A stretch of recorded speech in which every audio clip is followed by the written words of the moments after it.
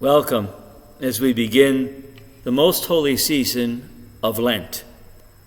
The word Lent comes from an Old English word, lecten, which means springtime. Interesting. Springtime. How could Lent be a springtime? In some ways, it seems like a dark kind of holy season. Use of purple and dark cloth. It seems as though more dark than light. And yet, it's interesting. It is set right at the moment of spring, you might say in terms of the weather. It's very interesting that the TV weatherman reminded us that the meteorological spring begins on March 1st.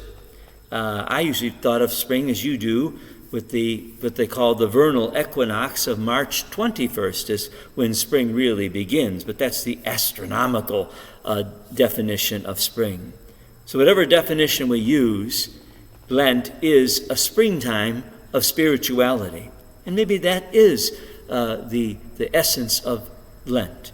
You might say we spring into action, we allow things to start to grow once again, that we may have put aside the intensity of our prayer, the over-concern we may have had over our worldly wealth and our possessions, and finally, over our appetites, which, let us face, during the Christmas season we let go. It continues for many weeks after Christmas that we're still nibbling on all those little sweets that we can get our hands on.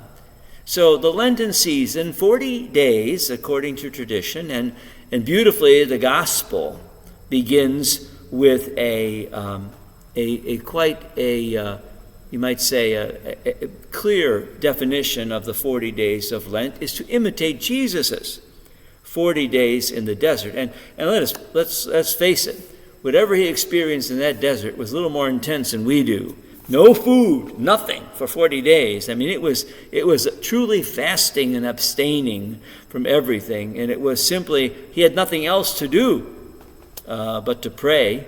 And if he ever got some sleep out in the desert, it was truly an intense time in which he was preoccupied with what he was going to do with his ministry and his mission. It's really interesting that St. Luke situates the temptation of the Lord after he has experienced the baptism at the Jordan. And those words from the Father in heaven, "Behold my beloved Son, in whom I'm well pleased, listen to him." It's really interesting. It's almost as though the word "listen to him" addressed to us is to listen how he lives, even in those beginning moments of his mission and ministry. Is this an intense question about his life and his direction of his life? As I said, it was 40 days.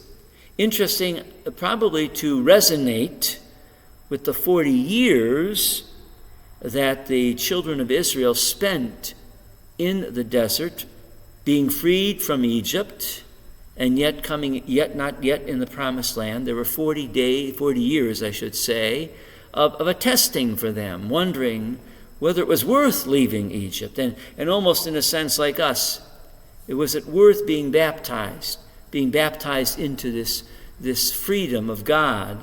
Are we going anywhere with it?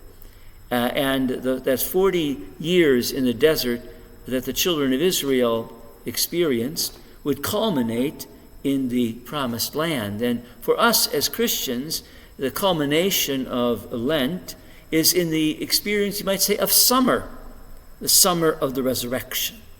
We know how beautiful spring is on a human level for us as human beings. It's like a taste of the coming summer. Like we can hardly wait to put away our winter clothes and our scarves and everything that's heavy. We know there may be a few more snows on the way, but they will quickly dissipate.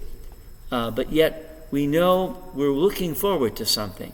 And so our Lenten exercises, and to a great degree anymore, the church asks you to be very careful about it and make real choices about how you'll use your time, how you'll deal with your appetites, and how you will distribute your worldly goods. You might say those three elements, time, our worldly goods, and our human appetites, need to be directed always again and again. If we don't direct them, then our time becomes leisure. We just fumble around trying to figure out what to do with our time. We don't worry about what we're going to do with our goods, or we just use them for ourselves. And finally, our appetites, we just let them go. But in Lent, we redirect them so they become a spring in us of awareness of God that is our time in prayer, awareness of God in our fasting and abstaining, our awareness of God in our generosity of our hearts. Join us now. Put behind yourself winter. Join in the spring of Christians, the great Lenten spring of newness of life in prayer and in fasting and in sharing our earthly goods. God bless you now.